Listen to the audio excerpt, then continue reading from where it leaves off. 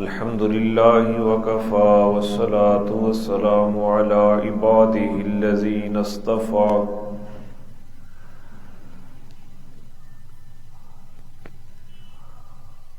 أما بعد فأعوذ بالله من الشيطان الرجيم بسم الله الرحمن الرحيم لقد كان لكم في رسول الله أسوة حسنة سبحان ربك رب العزة عما يصفون وسلام على المرسلين والحمد لله رب العالمين سبحانك لا علم لنا إلا ما علمتنا إنك أنت العليم الحكيم رب اشرح لي صدري ويسر لي أمري واحلل عقدة من لساني يفقهوا قولي رب يسر ولا تعسر وتممه بالخير وبك نستعين اللهم إنا نسألك علما نافعا ورزقا واسعا وعملا متقبلا ترشری پڑھ لیں اللهم صل على سيدنا محمد وعلى آل سيدنا محمد افضل صلواتك بعدد معلوماتك وبارك وسلم اللهم صل على محمد النبي الأمي وعلى آله وسلم تسليما گرامی قدر سامعین حضرات، آج بحمد اللہ تعالی سیرت النبی صلی اللہ علیہ وسلم کے مقدس عنوان پر ہمارے خطبات جمعہ کی تعداد 62 ہو گئی ہے۔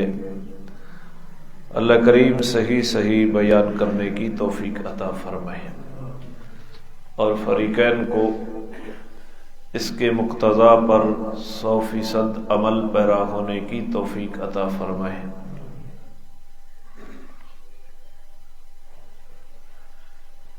جناب رسول اللہ صلی اللہ علیہ وسلم مدینۃ المنورہ کے اندر تشریف لائے تو پچھلے جمعہ پر میں نے آپ کے سامنے یہ بات رکھی کہ مدینہ کے حالات کیا تھے، مدینہ میں کتنی قومیں آباد تھیں اور ان کا طریقہ اور طرز عمل کیا تھا، اور حضور علیہ السلام کے لیے بہت بڑا چیلنج تھا کہ باہر سے آ کر بے سر و سامانی کے عالم میں ایک نئے معاشرے کی تشکیل کرنی اور ایک سلطنت کی بنیاد رکھنی، اور وہ بھی بالکل ایک نئے اصولوں پر، اور پھر اس کے ساتھ آپ کی مخالفت اس شہر کے اندر بھی تھی اور شہر کے باہر بھی تھی۔ تو اس طرح جناب رسول اللہ صلی اللہ علیہ وسلم نے جس انداز میں قیادت کی، ایسی قیادت کی مثال تاریخ انسانی میں نہیں ملتی، اور آپ جزیرۃ العرب کے ایک عظیم حکمران کے طور پر نمودار ہوئے۔ یہ آپ ہی کی خصوصیت تھی جس میں کسی اور کا حصہ نہیں ہے۔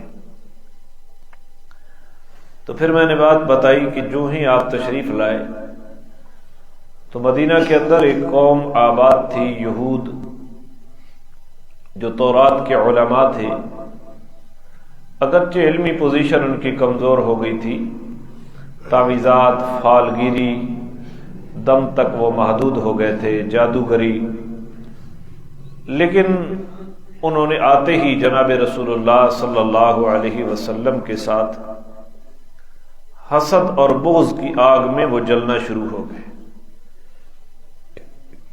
ایک تو اس وجہ سے کہ آپ بنی اسماعیل تھے اور وہ بنی اسرائیل تھے. دوسرا وہ یہ سمجھتے تھے کہ اگر ہم نے اس دعوت کو کھلے عام چھوڑ دیا تو ہماری جو وجاہت ہے، ہماری جو سرداری ہے اور ہمارا جو علمی روب اور دبدبہ ہے وہ ختم ہو جائے گا. اس لیے وہ اسلام کی مخالفت پر اور پیغمبر اسلام کی مخالفت پر تلے رہے، لیکن کچھ بھی نہ کر سکے. بالآخر خود ہی ذلیل ہوئے اور خوار ہوئے اور جزیرۃ العرب سے ان کو باہر نکال دیا گیا. سرداری بھی گئی، وہ سب کچھ گیا، وہ تباہ و برباد ہو گئی. تو پچھلے جمعہ پر میں نے یہ بھی بتایا کہ پہلے دن ہی ایک عظیم آدمی یہودیوں میں سے سیدنا عبداللہ بن سلام رضی اللہ تعالی عنہ وہ پہلے دن ہی مسلمان ہو گئے.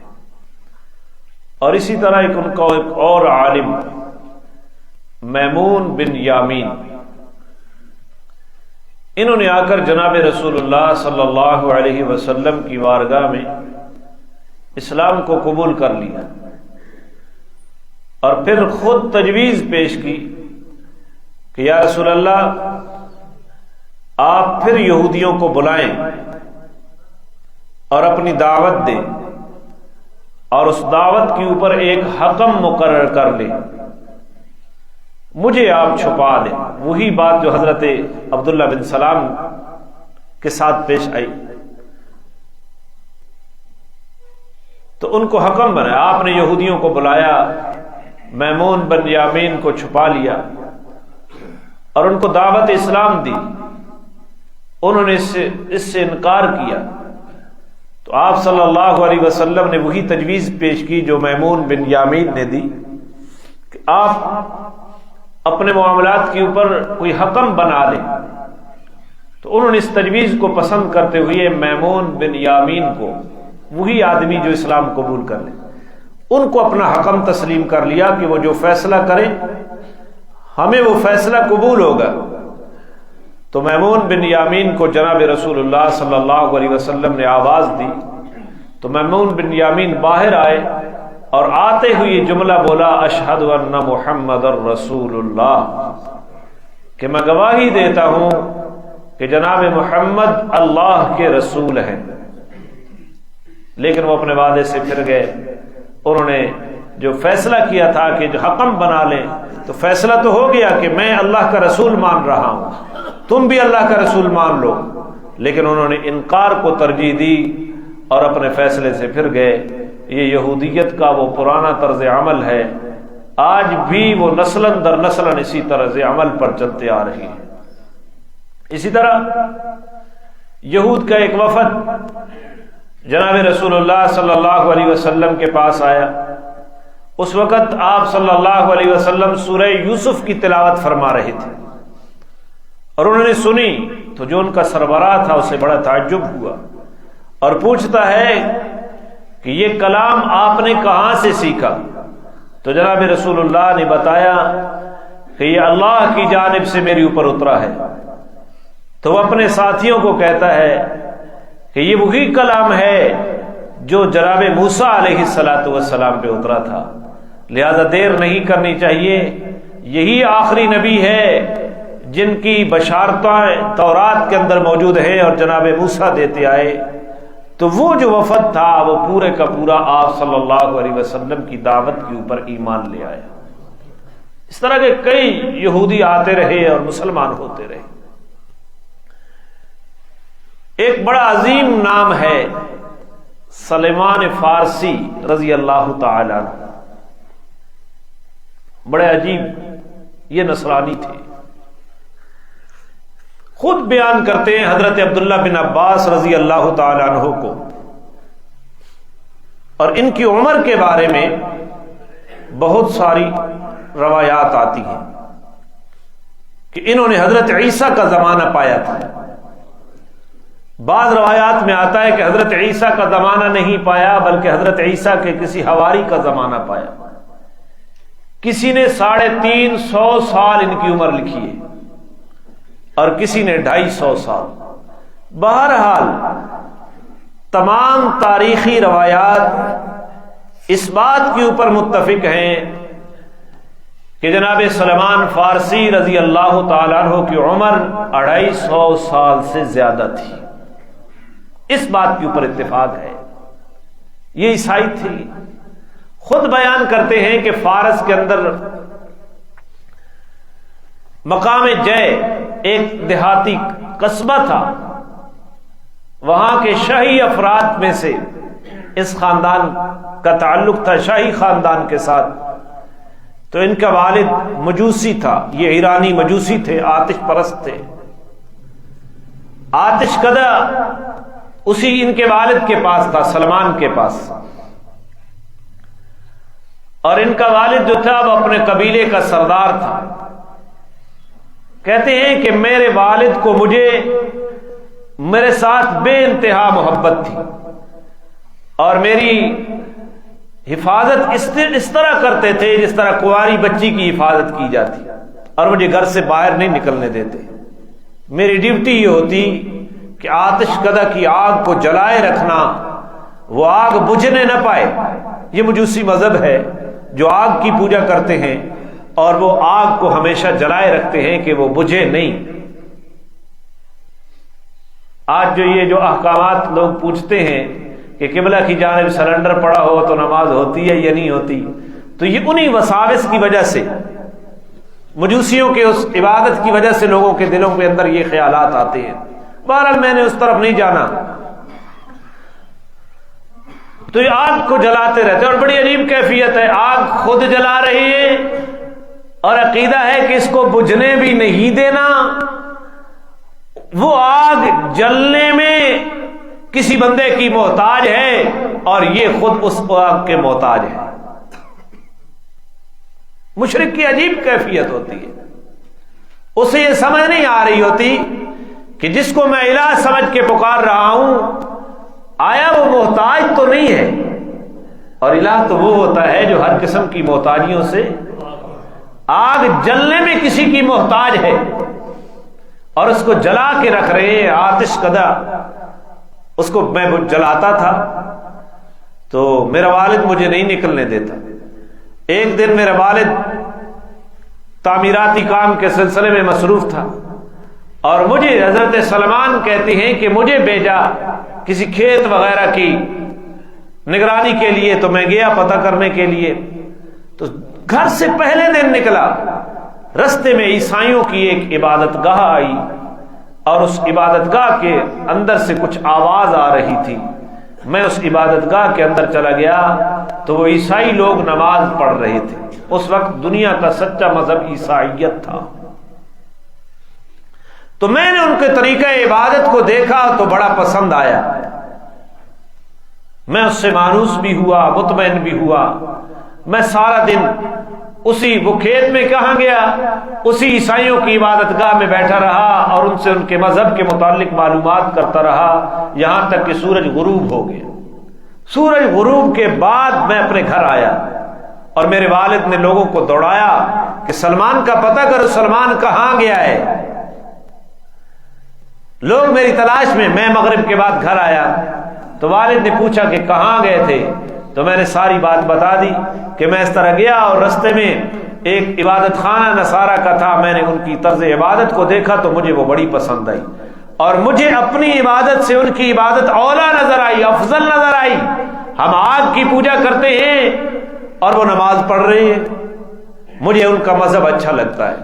تو میرے والد نے مجھے کہا کہ نہیں، ہمارا مذہب ان کے مذہب سے اچھا ہے. ہر آدمی اپنے مذہب کو اچھا سمجھتا ہے، تو اس کا اچھا سمجھنا تو اس کے حق ہونے کی دلیل نہیں ہے نا. حق ہونے کی دلیل تو دین مذہب کے دلائل ہوا کرتے ہیں. تو میں نے اس مذہب کو میرے والد میں نے کہا کہ نہیں، بہرحال مذہب ان کا اچھا ہے.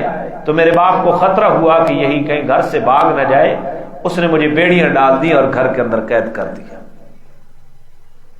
تو میں نے کسی طریقے سے ان عیسائیوں کے پاس یہ پیغام بھیجا. ان سے میں نے پوچھا تھا اسی سفر میں کہ اس مذہب کی اصل کہاں سے ہے؟ انہوں نے کہا ملک شام، ارض فلسطین۔ تو میں نے پیغام بھجوایا کہ اگر شام کی جانب کوئی قافلہ جانے والا ہو تو مجھے اطلاع کرنا، میں اس قافلے کے ساتھ شام جاؤں گا۔ سلمان کہتے ہیں بس بیڑیوں میں جکڑا ہوا، ایک دن میری طرف پیغام آیا کہ ایک تجارتی قافلہ شام سے آیا ہوا ہے اور وہ واپس جانا چاہتا ہے فلاں وقت میں۔ تو میں نے اپنے پاؤں سے بیڑیاں کھولی کسی طریقے سے اور اس قافلے کو جا ملا، اور وہ قافلہ ملک شام مجھے دے چلا۔ شام میں جب میں پہنچا تو میں نے ملک شام جا کر پوچھا کہ عیسائی مذہب کا سب سے بڑا عالم کون ہے؟ تو مجھے ایک عالم کے بارے میں بتایا گیا۔ میں اس عالم کے پاس گیا اور اپنا یہ گزشتہ واقعہ میں نے بتایا کہ میں مجوسی تھا، اس طرح میں نصرانی بنا ہوں، پھر مجھے والد نے قید کر دیا، آج اس تجارتی قافلے کے ساتھ میں تمہارے ساتھ ان صحبتوں کو جھیلتے ہوئے پہنچا ہوں، لہذا میں نصرانیت کا علم حاصل کرنا چاہتا ہوں، عیسائیت سیکھنا چاہتا ہوں، آپ مجھے اپنے پاس ٹھہرا لیں۔ تو میں اس عبادت خانے کے اندر اس عالم کے پاس رہنے لگا۔ حضرت سلمان کہتے ہیں عالم تو وہ عیسائیت کا بہت بڑا تھا پادری، لیکن وہ لالچی تھا، لوگ صدقات اور خیرات اس کو دیتے، وہ اس نے مٹکے 7 مٹکے بھرے ہوئے تھے اشرفیوں کے، وہ آگے لوگوں کو نہیں دیا کرتا تھا۔ مجھے اس کی یہ بات لالچ والی پسند نہیں تھی، بے عمل تھا، علم تھا لیکن عمل نہیں تھا۔ تو جب وہ فوت ہوا تو لوگ اس کو احترام کے لیے دفنانے کے لیے آئے، تو میں نے لوگوں کو کہا کہ یہ دفن کے لائق نہیں ہے، یہ تو ایسا تھا، تمہارے صدقات خیرات اس کے پاس ہیں اور یہ مٹکے بھرے پڑے ہیں۔ مٹکے دکھائے تو لوگوں نے اس کو سولی کے اوپر لٹکا کر پتھر مارے، اور اس خانقاہ کا جو متولی تھا، جو پیش امام تھا، جو کسی اور عالم کو بنا دیا۔ تو میں اس عالم کی صحبت میں رہنے لگا، حضرت سلمان کہتے ہیں، لیکن یہ بہت قیمتی آدمی تھے، علم کے اعتبار سے بھی، عمل کے اعتبار سے بھی۔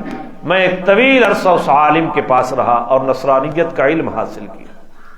جب ان کا آخری وقت آیا تو میں نے ان سے پوچھا کہ کہاں جانا ہے؟ آپ کے بعد میں کدھر جاؤں؟ میری تو رہائش بھی یہاں ہے، میں آپ ہی کے شاگرد ہوں۔ تو اس عالم نے مجھے کہا کہ اگر میرا انتقال ہو جائے تو یہاں سے ہجرت کر کے موصل چلا جانا، عراق، اور موصل کے اندر فلاں عالم ہے اس کے پاس رہنا۔ تو میں ان کی وفات کے بعد موصل چلا گیا اور وہاں رہا۔ وہ عالم بھی بہت نیک تھا، اور ان کے آخری وقت میں نے ان سے بھی پوچھا کہ آپ کے بعد کہاں جاؤں؟ تو انہوں نے مجھے نصیبین ایک علاقہ ہے وہاں کے پادری کا بتایا۔ تو میں ان کی وفات کے بعد نصیبین چلا گیا اور نصیبین میں نصرانیت کا علم حاصل کرتا رہا۔ پھر جب ان کی وفات کا وقت قریب آیا تو میں نے ان سے یہی درخواست کی کہ آپ کے بعد میں کہاں جاؤں؟ تو اس نصیبین کے عالم نے مجھے کہا اموریہ ایک بستی ہے، وہاں چلا جانا اور اس بستی میں جو عالم ہے اس کی صحبت میں رہ کر علم حاصل کرنا۔ تو حضرت سلمان فارسی کہتے ہیں کہ میں اموریہ چلا گیا۔ اب جب اموریہ کے عالم کا آخری وقت آیا تو میں نے اس سے حسب سابق وہی بات کہی، تو اس نے مجھے کہا کہ اب میری نظر میں عیسائیت کے اندر کوئی ایسا عالم نہیں ہے جو تیری علمی تشنگی کو بجھا سکے، اور عالم بھی ہو اور باعمل بھی ہو، لہذا آپ انتظار کریں، آخری نبی جناب محمد الرسول اللہ کے ظہور کا وقت ہوا چاہتا ہے، آپ کی ولادت قریب ہے، اور اس نبی نے ہجرت کر کے نخلستانی کھجوروں والی سرزمین کی طرف آنا ہے، یہ مدینہ کی سرزمین۔ بات سمجھیے، حضرت سلمان فارسی کا اسلام میں بتا رہا ہوں، اس لیے میں پیچھے آپ کو لے کر گیا۔ تو میں اس انتظار میں، اور اموریہ کے اندر کہتے ہیں کہ میرے پاس، اب گھر سے تو بھاگ کے گیا تھا، کچھ محنت مزدوری کر کے کچھ گائے اور کچھ بکریاں میرے پاس ہو گئی۔ تو علاقہ حجاز کی طرف، مدینہ کی طرف ایک عربی قافلہ جا رہا تھا۔ میں نے ان کو کہا کہ مجھے بھی ساتھ لے چلیں، اور میں معاوضے میں میری جو بکریاں ہیں اور جو گائے ہیں میں تمہیں دے دوں گا۔ نبی آخر الزمان کی ہجرت گاہ کی طرف، اپنا مال دے دو کہ تم مجھے وہاں پہنچا دو۔ اور جن لوگوں کو دین کی طلب ہوتی ہے ان کو دنیا کی لالچ نہیں ہوتی، وہ دنیا کے مال کو گن گن کر نہیں رکھتے۔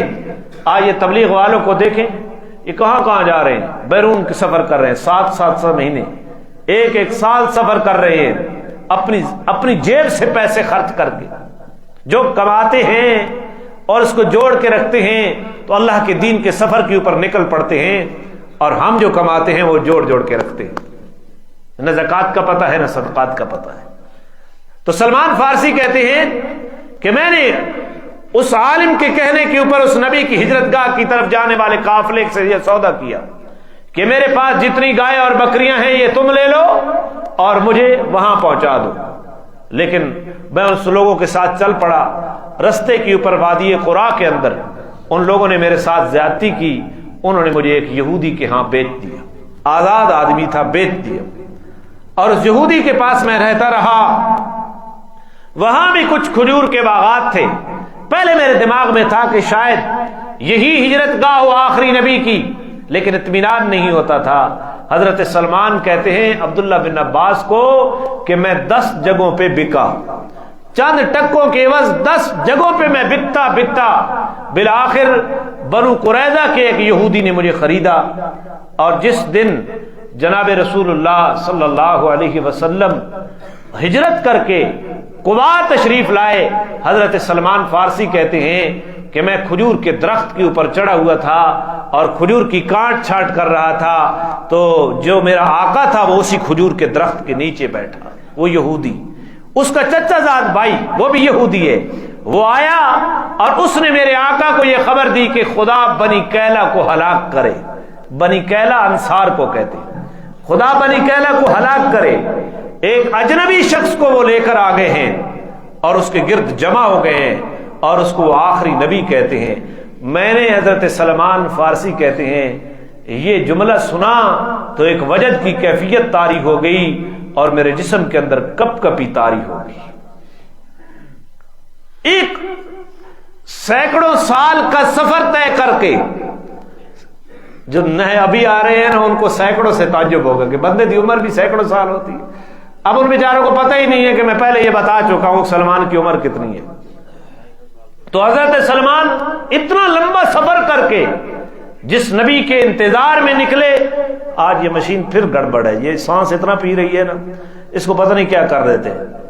ایک نیا تجربہ ہر ہفتے لاگو ہو جاتا ہے، پورا جو جسم کی توانائی ہے نا وہ اس مقناطیس کے اندر کھنچ کے چلی جاتی ہے۔ بندہ بیان کرے یہ اس تکلیف کو ساتھ سہے، اور انتظامیہ ہوتی ہی نہیں ہے مسجد میں۔ عجیب کیفیت ہے اس مسجد کی، کوئی سمجھ مجھے نہیں آتی۔ تو بہرحال حضرت سلمان فارسی کہتے ہیں اب کپ کپی طاری ہوگی، بمشکل میں نے سنبھالا، اور اتنی کپ کپی طاری ہوئی کہ مجھے یہ یقین ہونے لگا کہ میں اپنے آقا کے اوپر جا کر گروں گا۔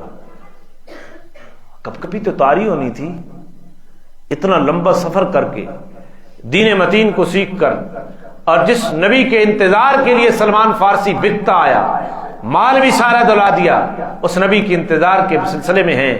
تو سلمان کہتے ہیں میں بس بمشکل اس کھجور سے نیچے اترا، اور نیچے اتر کر میں نے اپنے آقا کو کہا، اس بندے کو کہا کہ آپ کیا کہہ رہے ہیں؟ تو میرا آقا اٹھا اور اس نے زور سے تھپڑ میرے منہ کے اوپر مارا، اور اس نے کہا تو اپنے کام سے غرض رکھ، تجھے کیا پڑی ہے کہ ہم کیا کر رہے ہیں؟ تو سلمان فارسی کہتے ہیں بس میں پھر کام میں لگ گیا، اور وہ آپس میں باتیں کرتے رہے۔ شام جب ہوئی تو عموریہ کے اس عالم نے مجھے بتایا تھا کہ وہ جو آخری نبی ہوگا اس کی ہجرت گاہ نخلستانی زمین ہوگی، اور وہ صدقے کا مال نہیں کھائے گا، ہدیہ قبول کرے گا، اور اس کی پیٹھ کے اوپر دونوں شانوں کے درمیان میں مہر نبوت ہوگی۔ یہ 3 نشانیاں ہیں۔ شام کو میرے پاس کچھ کھجوریں وغیرہ جو جمع کی ہوئی تھیں، میں شام کو قباء میں چلا گیا، اور قباء میں نے جا کر آپ کے سامنے وہ کھجوریں رکھ دیں کہ آپ سفر سے آ رہے ہیں اور آپ ضرورت مند ہوں گے، یہ صدقے کی کچھ کھجوریں ہیں میں تمہارے لیے لے کر آیا ہوں۔ تو حضور علیہ الصلوۃ والسلام نے اپنے ساتھیوں کو کہا کہ میں صدقہ نہیں کھایا کرتا، تم ان کھجوروں کو کھا لو۔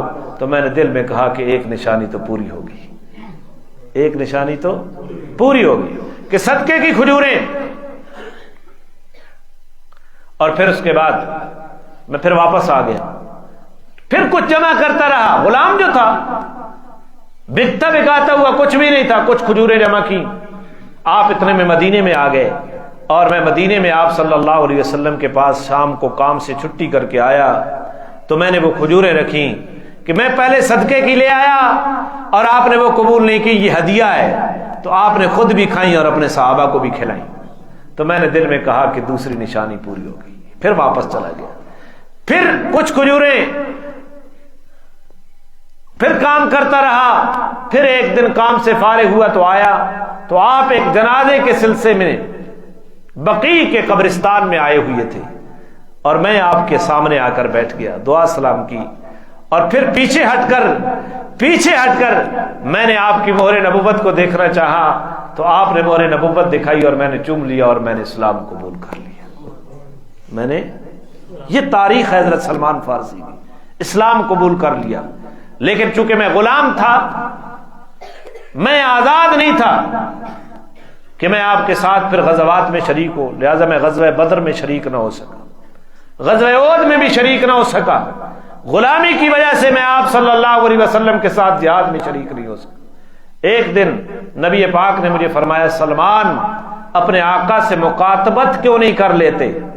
یہ غلام کی ایک قسم ہوتی ہے مکاتب، ایسے غلام کو کہتے ہیں جو اپنے آقا کو کہے کہ آپ کو میں اتنا مال کما کے دے دوں گا اور جب میں وہ کمال کما کے دے دوں تو میں آزاد ہوں گا۔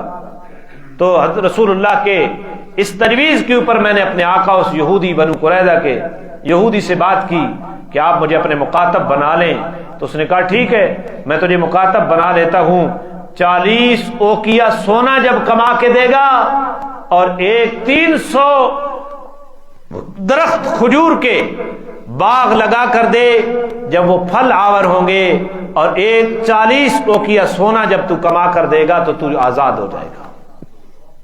اب کھجور کا درخت، یہ انسان کے ساتھ اس کو تشبیہ دی گئی ہے۔ کھجور کا درخت بالغ ہوتا ہے انسان کے ساتھ ساتھ، جس طرح انسان کی بلوغت کا ایک زمانہ ہے، 16 سال کے اندر کھجور کا درخت بالغ ہوتا ہے۔ اتنی بڑی شرط۔ تو میں آ گیا جناب رسول اللہ کے پاس، یا رسول اللہ میں نے کتابت تو کر لی ہے، مکاتبت تو کر لی ہے، مکاتب بن گیا ہوں۔ تو آپ صلی اللہ علیہ وسلم کو میں نے بتایا، ایک 40 اوقیہ سونا اور 300 درخت کھجور کے وہ لگا کر دینے ہیں، جو وہ پھل آور ہو جائے تب میرے آزادی ملے گی۔ تو آپ صلی اللہ علیہ وسلم نے اپنے صحابہ میں اعلان فرمایا کہ اپنے بھائی سلمان کی مدد کرو، کھجور کے بوٹے دو حضرت سلمان کو۔ کوئی صحابی 20 بوٹے لے آیا، کوئی 15 لے آیا، کوئی 5 لے آیا، کوئی 25 لے آیا، کوئی 10 لے آیا۔ اس طرح 300 کھجور کے بوٹے وہ آ گئے۔ آپ صلی اللہ علیہ وسلم نے فرمایا، سلمان گڑے تو نے تیار کرنے ہیں اور وہ درخت میں نے لگانے ہیں، وہ پنیری میں نے لگانی ہے۔ سلمان کہتے ہیں میں نے 300 گڑا کھودا، پھر جناب رسول اللہ کو آ کر اطلاع دی، یا رسول اللہ میں نے گڑے کھود لیے۔ آپ صلی اللہ علیہ وسلم نے اپنے ہاتھ مبارک سے ہر گڑے کے اندر کھجور لگائی۔ 1 سال بعد وہ پودے پھل دینے لگ گئے۔ کتنے سال بعد؟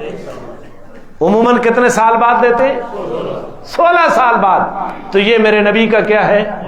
معجزہ ہے۔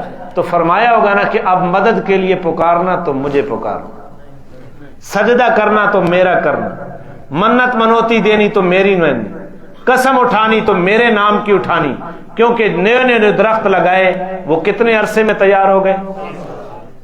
16 سال سے کم ہو کر۔ لوگوں کو معجزات سے دھوکہ لگتا ہے نا، لوگوں کو کرامات سے دھوکہ لگتا ہے نا۔ صاحب کرامت کو وہ الہ سمجھ کر پکارتے ہیں، صاحب معجزہ کو الہ سمجھ کر پکارتے ہیں۔ یاد رکھو نبیوں کو معجزہ ملتا ہے تب بھی نبیوں کی دعوت یہ ہوتی ہے کہ لا الہ اللہ کے سوا مشکل کشا کوئی نہیں ہے، اللہ کے سوا حاجت روا کوئی نہیں ہے، اللہ کے سوا کائنات کا ذرہ بھی حرکت نہیں کر سکتا اللہ کے حکم کے بغیر۔ اور یہی دعوت ہے۔ عبداللہ بن عباس حضور کے پیچھے بیٹھے، گھوڑے کے اوپر سوار ہیں یا خچر کے اوپر، آپ صلی اللہ علیہ وسلم عبداللہ بن عباس کو فرماتے ہیں، اذا استعنت فاستعن باللہ، جب بھی مدد کے لیے پکارے تو اللہ کو پکارے۔ اب آ جاؤ اس مضمون پر کہ آپ نے کھجور کے درخت لگائے اور وہ درخت کتنے عرصے میں جوان ہو گئے؟ 1 سال میں۔ اب ایک شرط تو پوری ہو گئی سلمان کی، اب کیا باقی رہ گیا؟ نہیں بولیں گے تو میں ہی بیٹھا ہوں، میں نے بتایا ہے اب بھی نہیں بولیں گے۔ سونا نہیں، میں نے پوری بات بتائی تھی، 40 اوقیہ سونا باقی رہ گیا۔ تو کچھ عرصے کے بعد کوئی آدمی جناب رسول اللہ کو ایک انڈے جتنا سونا دے گیا، انڈے جتنا مجھے ملتا تو اپنا بینک بیلنس بھرتا، حضور کو دے گیا تحفہ۔ میرے نبی نے فرمایا وہ مسکین سلمان کہاں ہے، اس کو بلاؤ۔ سلمان کو بلایا گیا، سلمان آئے، آپ صلی اللہ علیہ وسلم نے فرمایا یہ سونا لے جا سلمان، اور اپنے آقا کو لے اور اپنی مکاتبت کے بدلے میں اور آزاد ہو جا۔ سلمان کہتے ہیں میں نے سونا لیا اور میں نے کہا یا رسول اللہ یہ سونا، یہ ایک انڈے جتنا اور 40 اوقیہ ایک پیمانہ ہے، میں نے وہ دینا ہے، یہ کہاں سے پورا ہو سکتا ہے؟ تو میرے نبی نے فرمایا سلمان اسی کو لے جا، اللہ اسی کو 40 اوقیہ بنا دے گا۔ سلمان کہتے ہیں میں لے گیا اپنے آقا کے پاس، میرے آقا نے اس کو تولا تو وہ پورے 40 اوقیہ نکلا، پورے 40۔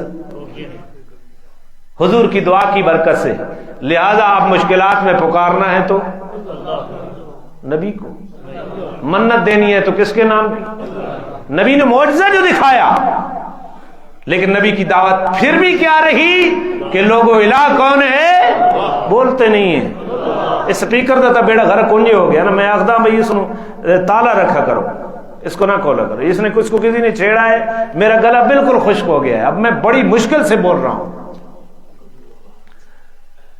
اس کے باوجود مشکل کشا کون؟ بولیں گے مشکل کشا کون؟ حاجت روا کون؟ مختار کل کون؟ بگڑیاں بنانے والا کون؟ کھوٹی قسمتیں کھری کرنے والا کون؟ کھری قسمتوں کو کھوٹا کرنے والا کون؟ اولاد دینے والا کون؟ کیوں بھائی اس انڈے کو 40 اوقیہ کس نے بنایا تھا؟ اور یہی نبی کی دعوت ہے۔ چلو بات آئی تو عرض کرتا چلا جاؤں، نبی کی دعوت کے لیے تائید بن کر معجزہ آتا ہے۔ نبی کی دعوت یہ ہوتی ہے کہ مشکل کشا کون ہے، حاجت روا کون ہے، اس دعوے کے اوپر معجزہ تائید ہوتا ہے کہ جب نے ایک ایسی چیز نبی کے ہاتھ کے اوپر صادر کر دی جو عام انسانی اختیار میں نہیں ہے، یہ اس لیے دی کہ جو پیغام اس زبان اقدس سے آ رہا ہے وہ پیغام سچا ہے، اس پیغام کو مان لو۔ بات سمجھیے معجزات کیوں آتے ہیں، کرامات کیوں؟ تو بہرحال میں آزاد ہو گیا۔ اس کے بعد پہلا غزوہ حنین، غزوہ خندق، اس میں حضور کے ساتھ رہا۔ سلمان فارسی کہتے ہیں پھر ہمیشہ کے لیے جناب رسول اللہ کے میں ساتھ رہا۔ جناب رسول اللہ کا کنیت ابو عبداللہ ہے، نام سلمان ہے۔ ان سے کوئی پوچھتا سلمان تیرے باپ کا نام کیا ہے تو وہ کہتے سلمان بن اسلام۔ میرے باپ کا نام کیا ہے؟ اسلام۔ اسلام باپ کا تو نام بہت لبد، اسلام میرا باپ ہے، روحانی باپ، جس اسلام کو حاصل کرنے کے لیے میں نے 250 سال زندگی کے لگائے، اور سلمان کو سلمان خیر بھی کہتے ہیں۔ اور حضور علیہ السلام نے، توجہ ہے آپ، میں نے فیس بک کے اوپر ایک سلسلہ شروع کیا ہے، اہل بیت اور خلفائے ثلاثہ کا ایک تعلق، لیکن لوگوں کو پتہ نہیں چل رہا کہ یہ کیا کر رہا ہے۔ وہ نیچے کمنٹ بھی دے رہے ہیں، میں ان لوگوں کو پیغام دے رہا ہوں کہ تم دن کو دشمن بنانے کے اوپر تلے ہوئے ہو، وہ کتنے محبوب ہیں ایک دوسرے کے ساتھ، آپ کی توجہ کی ضرورت ہے۔ حضور نے پھر سلمان کو کیا فرمایا کہ سلمان ہماری اہل بیت کا ایک فرد ہے، سلمان ہماری اہل بیت کا ایک، سلمان منا، سلمان ہم سے ہے۔ یہ حضرت سلمان کی خصوصیت ہے۔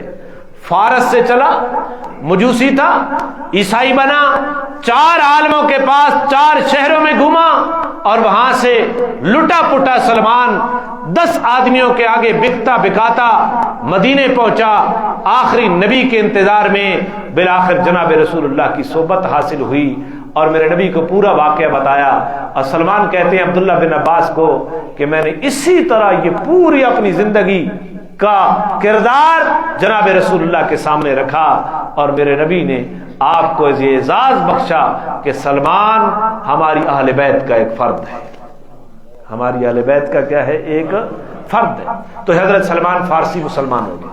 اور غزوہ خندق آگے چل کر میں بتاؤں گا کہ جب پورے کفار قبائل مدینہ کی سلطنت کے اوپر حملہ آور ہوئے، آپ صلی اللہ علیہ وسلم نے مشورہ بلایا باہر نکل کر حملہ کریں، مقابلہ کریں. تو باہر نکل کر مقابلہ نہیں کیا جا سکتا، سارے قبائل ہمارے اوپر ٹوٹ پڑے ہیں، لہذا مدینہ کی سلطنت کو بچانا ہے. تو حضرت سلمان فارسی نے مشورہ دیا کہ یا رسول اللہ، ہم آل فارس جب ایسے خطرات میں گر جاتے تو شہر کے گرد و نواح میں خندق کھود لیا کرتے ہیں تاکہ خندق کو دشمن عبور نہ کر سکے. تو ایک گڑھا بہت بڑا، تو حضرت سلمان فارسی کے مشورے کے اوپر وہ خندق کھودی گئی. اسی غزوے کا نام اس خندق کی وجہ سے غزوہ خندق رکھا گیا. اور دوسرا اس کا نام غزوہ احزاب ہے. احزاب کا معنی ہوتا ہے لشکر، کئی لشکر، بہت سارے لشکر کفار کے مل کر انہوں نے مدینہ کی سلطنت کے اوپر حملہ آور ہوئے تھے، اس لیے اس غزوے کا نام کیا ہے؟ غزوہ احزاب. اس کے بعد جناب رسول اللہ صلی اللہ علیہ وسلم نے جو سب سے پہلا کام کیا وہ کام تھا مسجد نبوی کی بنیاد. مسجد نبوی کی بنیاد. اب میرا وقت اتنا نہیں ہے، ایک تقاضا اور بھی ہے کہ میں آپ کو اس طرف لے جاؤں. بہرحال انشاءاللہ اس کو اگلے جمعے پر بیان کریں گے. آپ 1 بجے تشریف لائیں. مسجد نبوی کی بنیاد کس طرح رکھی گئی میں خلاصہ تھوڑا سا بیان کر دیتا ہوں کہ وہ 2 یتیم بچے سہل اور سہیل، ان کے کھجورے خشک کرنے کی جگہ تھی. حضرت ابو ایوب انصاری، حضرت اسد بن زرارہ اور ان لوگوں کی وہ تابعیت کے اندر تھے اور وہ زمین ان کی کنٹرول کے اندر تھی ان بچوں کی. آپ صلی اللہ علیہ وسلم کی اونٹنی جہاں بیٹھی آپ نے فرمایا یہاں مسجد بنانا ہے. ان بچوں کو بلایا گیا، ان کے متولین کو بلایا گیا. انہوں نے کہا یا رسول اللہ ہم یہ مسجد کی جگہ مفت دیتے ہیں. آپ نے فرمایا مفت نہیں دینی، ہم نے قیمتاً لینی ہے. تو انہوں نے عرض کیا یا رسول اللہ پھر جیسے آپ کی مرضی. آپ نے فرمایا ابو بکر صدیق کو، ابو بکر اس مسجد کی قیمت تو نے ادا کرنی ہے. تو سیدنا صدیق اکبر نے مسجد نبوی کی جگہ 10 دینار وہ دی اور وہ جگہ خریدی. وہ جگہ مسجد نبوی کس کے پیسے سے خریدی گئی؟ بولتے نہیں ہیں. وہ مفت دینا چاہتے ہیں، میرے نبی مفت نہیں لینا چاہتا، قیمت دیں گے. اور آپ جب قیمت دینے کی باری آئی تو آپ نے فرمایا ابو بکر کو، ابو بکر یہ جگہ تو نے خرید کر مسجد کو دینی ہے. تو ابو بکر نے وہ مسجد خریدی اور اس نے حوالے کر دی. پھر 7 ہجری میں جب خیبر کے بعد اس مسجد کی توسیع کی باری آئی تو حضرت عثمان نے، آپ صلی اللہ علیہ وسلم نے چاہا کہ میں اس کی توسیع کروں. اور اس وقت جو قریبی گھر تھے وہ حضرت عثمان بن عفان نے خریدے اور مسجد نبوی میں رسول اللہ کے سامنے آ کر عرض کی کہ یا رسول اللہ آپ نے اس مسجد کی توسیع کے متعلق جو جملہ فرمایا تھا کہ کون ہے جو اس مسجد کی توسیع کے لیے زمین وقف کر کے دے، خرید کر دے، اس کو میں جنت کی ضمانت دیتا ہوں، جنت میں محل کی. تو حضرت عثمان نے کہا یا رسول اللہ یہ مسجد کی جگہ خرید کر توسیع کے لیے میں آپ کے حوالے کرتا ہوں.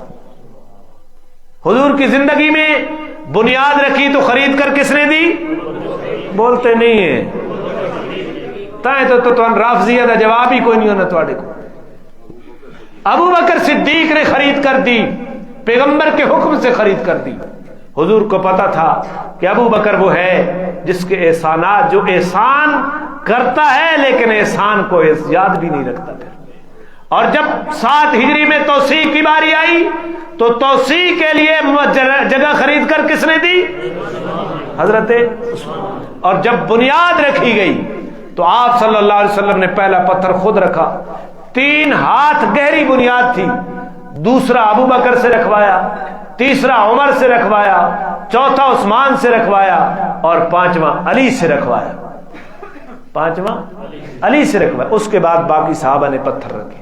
آپ نے بالکل واضح اشارے کر دیا کہ میرے بعد ابو بکر، پھر عمر، پھر عثمان، پھر یہی ترتیب ہے خلافت کی اور یہی ہے ترتیب فضیلت کی۔ کائنات میں انبیاء کے بعد افضل ترین انسان جناب سیدنا ابو بکر صدیق ہے، اور اس کی گواہی جناب علی بھی دیتے ہیں، جناب علی کے بیٹے بھی دیتے ہیں، اور جناب علی کا پورا خاندان دیتا ہے۔ میں اس کو فیس بک کے اوپر ایک پوسٹ بناتا ہوں، پھر اس کی پوری تشریح کمنٹ میں لکھتا ہوں۔ آپ سے گزارش یہ ہے کہ اس کو شیئر بھی کریں، کمنٹ اٹھا کر آپ اس پوسٹ کے اوپر بھی لگائیں، تاکہ یہ جو رافضیت کے جراثیم یہاں پھیل رہے ہیں ہم دلائل سے ان کا مقابلہ کریں، تاکہ ان کے آگے تر پہلے خود پڑھیں بات کیا ہے، پھر پورا کمنٹ پڑھیں اور اس بات کو یاد کریں، اس کے بعد آپ شیئر کریں گے انشاءاللہ۔ اللہ توفیق عطا فرمائے۔ 1 بجے آنا، اب تھوڑا سا تقاضا ہے بھائی، اس لیے میں نے جلدی